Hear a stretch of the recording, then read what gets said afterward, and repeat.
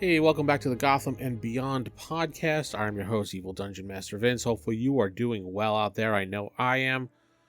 Today, I want to talk about a module again. I'm going to go over one called Blood Feud. You've probably seen it on the shelf, probably seen it at the used bookstores, and you probably have it sitting right in front of you. Who knows? And there's a reason this module I want to talk about because I like covering modules on the show. It's interesting to read them and then go over them and see how you can actually use it in an adventure. And I know some people enjoy these episodes because I've gotten some good feedback from it. So anyway, this module gives you a problem. It gives you pressure and it gives you enough structure to run it without burying you under a mountain of prep. And that does kind of matter when it comes to these modules. A lot of these old modules look exciting on the cover, and then when you open them up, you realize half the work sits on you as the GM. And that doesn't really make a lot of fun. Blood Feud is really not like that. It comes in hot. Right out of the gate, the setup is actually pretty clean. An experimental gas called A30 is under development at Star Labs. Okay, you can see where this is going, right? It's not finished, it's not stable, and it absolutely should not be on the street. Like anything else in DC Universe, right? And then Brother Blood, gotta love Brother Blood, God, he's a good villain, learns about it, figures out what it can do, and then decides this is his moment. He wants revenge, he wants power. That is already enough to build a session on, and you could probably leave it at that, but you want to read the rest of the module because you have a dangerous weapon here now.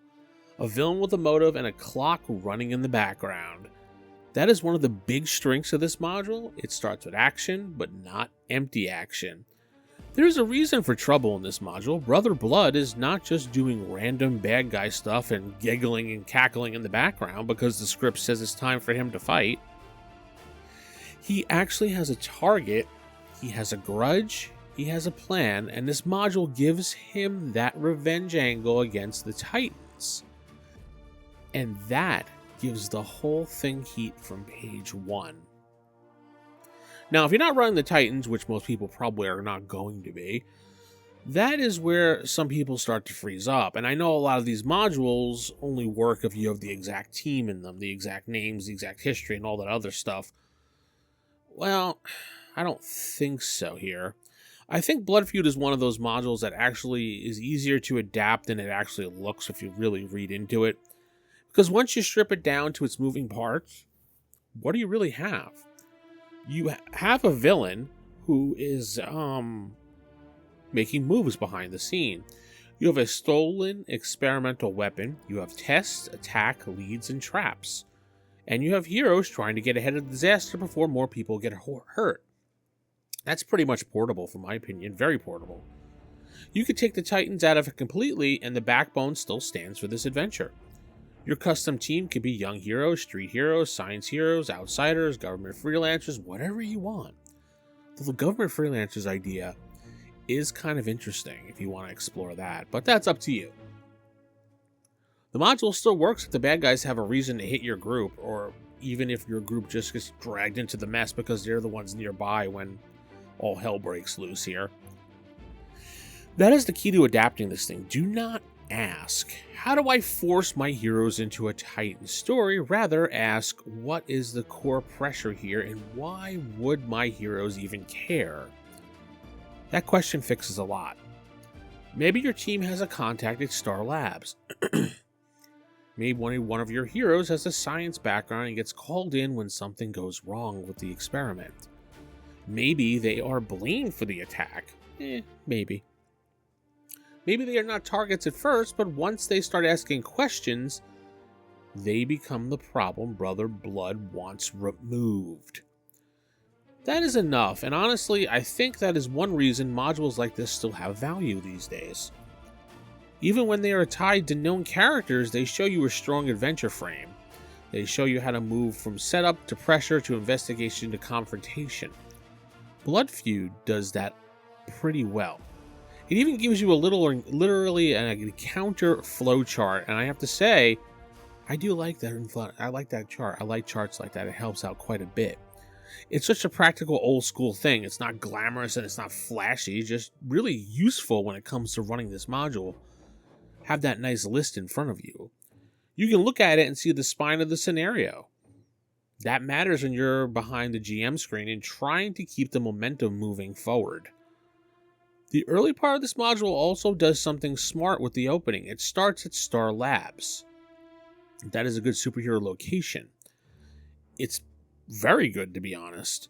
Labs are always useful in this kind of game because they let you bring the science gone wrong, panic staff, security lockdowns, weird equipment, missing canisters, all the stuff you want. And Blood Feud leans right into that. The heroes are at the tower, they get the call, and then they're off to the lab because trouble is already underway. Well, I mean, your heroes will probably be somewhere else, but you can change that scene pretty easily. You're not opening with a briefing in some empty room where people talk for 20 minutes, going blah, blah, blah, blah, blah. You're opening with a movement and urgency, with the feeling that the villains already started without you. Hey guys, catch up. That is a superhero game. At least, it should be a superhero game. And then the module layers in the new the new Brotherhood of Evil, which is another reason this thing really works. It's such a great evil group too. It is not just one mastermind standing alone, cackling. It's a roster: the Brain, the Monsur, Mala, Phobia, Plasmus, Warp. It gives the whole adventure texture. Different personalities, different power sets, different kinds of scenes. That is a good module design too. A team of villains gives you a lot of variety as a game master. One scene could be about fear and manipulation. Another could be brutal force. Another could be weird science, chase, a trap. So even if you never use these exact characters, you should pay attention to what the module is doing with them. It is showing you how a villain group can carry an adventure without every encounter feeling exactly the same. And I think that is where the Blood Feud starts to shine as a module the most. It's not really just a fighting book, it is a pressure book, because look at the way the adventure moves. You get the lab trouble, then you get investigation, then you get leads out into the city. Then you get a warehouse trap. Then you get a bigger confrontation, and that is the strong rhythm it breathes. It not just throw 5 fights in a row at a table and hope nobody notices. That matters if you're running custom heroes. This is the part that you want to pay attention. A custom team needs room to show who they are. If every scene is just combat, then the strongest puncher starts taking over the whole scene, and that becomes boring. But Blood Feud gives you enough investigation and enough talking scenes that different kinds of heroes get a chance to matter, when it doesn't really matter all the time. A scientist gets something to do, a detective gets something to do, a fast talker gets to talk his way out of anything. The powerhouse still gets his moment, sure, but they are not carrying the whole thing alone, which generally seems to happen a lot of times. That is one thing I would like to, if I adapted it, I would project the variety and protect it, because variety just adds more to it. Do not flatten this into just Brotherhood attacks, then another attack, and then a final fight. That would lose the best parts of this module. Keep the clues, keep the witnesses, keep the scenes that the heroes are chasing a movement problem and piecing them together under pressure. That's where this module feels alive, and the witness structure is good too. You have these named civilians and low-level contacts like Joey Pigeon and the Candyman, Eyes Watson, and Babysitter Brown. Solid old-school DC heroes witnesses. Those names kind of stick in your head and they make you giggle a little bit. They feel comic book, right? A little pulpy, a little rough, and, well, they're memorable to you, right? I mean, you probably still remember them now. More importantly, though, they each push the hero towards the next step. That is something every GM should steal. When you build an investigation, do not just bury the clues and just these roles that you have to do. Put them in the people. Give information a face, a voice, even a bad attitude, a location, a little problem of its own. Then even simple clue chains feel like the city is talking back to you. And Blood Feud really does do that. It's not the deepest mystery ever written. It does not need to be. It just needs to keep the motion going. And it does. It really does. Now, I do think there is a possible weak point here in the module, and I think it's the same weak point a lot of older superhero modules have. Some of the connections can feel pretty direct. Go here, get a clue, go there, meet this person, and then you just kind of move on. If your group really wants to open the structure up, you need to loosen it up a little. Let clues overlap, let 2 or 3 paths point to the same location. Let the heroes feel smart instead of guided. That is an easy fix. You don't need to rewrite the entire module at all when it comes to that. You just need to present it with a lighter touch. Think of printed encounters as anchors and not rails. That's how I would think about it, or at least run it. The warehouse scene is a good example. On that page, it's a trap, right? Straightforward. It's got the villains, it's got the gas, the danger, whatever. Good superhero stuff. But at the table, you can do more with that. You can make the place half cleared out, full of chemical stench, broken crates, nervous henchmen, signs that something happened here fast. Let the players feel like they stepped into the middle of a rust operation, not a piece waiting for them to enter stage left. That small change does quite a bit. And then the A30 gas itself is probably the sharpest tool in this module. Why? Because it gives you more than damage, it gives you fear. It gives you uncertainty, and it gives you a reason for people to panic, a reason for villains to want it, and a reason for the heroes to take every scene seriously. Experimental gas is good comic book fuel. Think of how many comic books were written with that. It could change a fight, change a person, change the stakes. Blood Feud understands that. It does not just use the gas as a prop, it makes it the center of the whole mess of this module.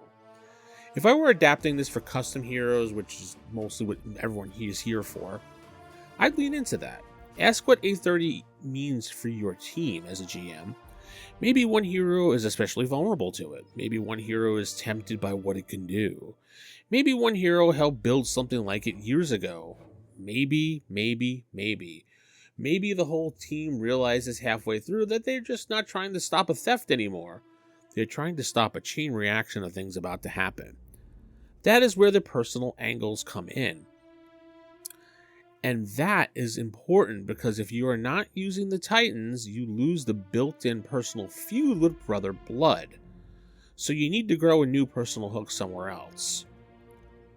The gas can do that. The lab can do that. One of the victims can do that. Betrayed contact can do that. The framework is already there. You just need to swap in some type of emotional wiring. And that is what a good adaptation looks like. You don't need to repaint every single wall in the building. You just keep the structure and change the emotional load-bearing beams. Sounds a little more complicated than it is, but it's really not that hard. Another thing I like here is the villains team itself is weird enough to feel comic book strange, which it does, but still grounded enough to run. That balance is not easy. Sometimes villain groups are so bizarre, they stop feeling really usable. Other times, they are too plain and nobody remembers them. This one hits a decent middle, I think. You have the brains, the monsters, the fear, the teleport, the body, horror, all of it. There's a range there. That makes encounter design easier. You can decide who shows up based on the tone you want in that just particular scene. If you want dread, use phobia. If you want ugly chaos, use plasmus. That is the gift for the GM. If you keep the same villain faction from getting stale, you might work out really well. So you have to do that. And then there's this, and this is where the module becomes a good teacher, to be honest, too. Even if you never run Blood Feud exactly as written, and I don't know anybody who runs things exactly as written, it teaches you how to build superhero scenarios with momentum. And that's important too for a game. It tells you to start with a danger event, tie it to a villain motive, scatter clues throughout people and places, escalate with attacks and traps, building the heroes closer to the source every time they act. That is a clean design. It is an oldie but goodie, and it sure works. You can feel the age on it a little, but old does not mean it is useless. A lot of the time, it means the module is more honest about what it is trying to do, and Blood Feud knows it is trying to give you a lively comic book adventure with science trouble, villain pressure, and a solid trail of scenes to run. It does not pretend to be more than that. And because of that, it stays usable. That is maybe the biggest compliment I can give to this module. Usable beats impress a lot of the time, and I think that is why people still like hearing about these old modules like this. Not because every old module is a lost masterpiece. A lot of them are not, trust me. A lot of them are pretty much bad. But when one of them shows up and shows you how to run a session with shape, pace, and clear pressure points, I think it's worth talking about, and that's what Blood Feud gives you, and that's why we're talking about it today. It gives you a lot of reasons here, like the villain motive, a reason to move, a starting blast to start labs. It gives you a chain of scenes that feel like a comic book issue kind of unfolding as you're reading it. And that gives you enough room to swap in your own team without the whole thing collapsing. That last part is the one I want to stay on for a minute, because adapting modules for custom hero has not like just filing the serial numbers off, pretending nothing has changed. It is about asking what role each element serves. What is the lab for? What is the gas for? And what is the Brotherhood for? Once you answer those things, the adaptation gets easier. The lab is your opening crisis, obviously. The gas is your mobile threat, and the Brotherhood is the pressure engine for this module. And the witnesses are your clue trail. The traps is your proof that the villains are ahead of you. Now you can swap skins all day long. Maybe it's not Star Labs. Maybe it's, a private research firm, a government black site, a university, something like that. Whatever fits your DC Heroes world. Maybe it's not Brother Blood. Fine. Make it a cult leader. Hey, Cobra comes to mind. A crime syndicate, a rogue scientist, a metahuman extremist cell, a corporate team fixer. Whatever. Build your own weird crew. You need a teleporter, a bruiser, a fear specialist, a hacker, and one body horror freak, and that is really enough. You are already in business here. That is why this module is useful beyond its original cast. It has good bones. Now, one thing I would absolutely do if I ran this today is tighten the emotional stakes early. Older modules like this sometimes assume the fact that danger is happening, and that's enough. I think you want one more layer to this. Give the heroes one person to worry about right away. A scientist trapped in a lab, a missing intern, a security chief who saw too much, that's wounded. Somebody concrete that gives you the opening and gives more pull to that opening. Now, the heroes are not responding to an incident. They are trying to protect someone, they're trying to save someone, or learn something before that person just disappears. That kind of hook buys you a lot of time at the table. People grab onto faces faster than they grab onto abstract danger. And if I was adapting this for a custom team, I would connect the persons to one of the heroes if I could. A sister, an ex-partner, an old teacher, a former teammate, anyone. Just enough to make the whole thing feel like less of a job and more like a problem that landed in their laps at the worst possible time. That is a kind of change that makes the module feel like your campaign is a campaign instead of like a borrowed story.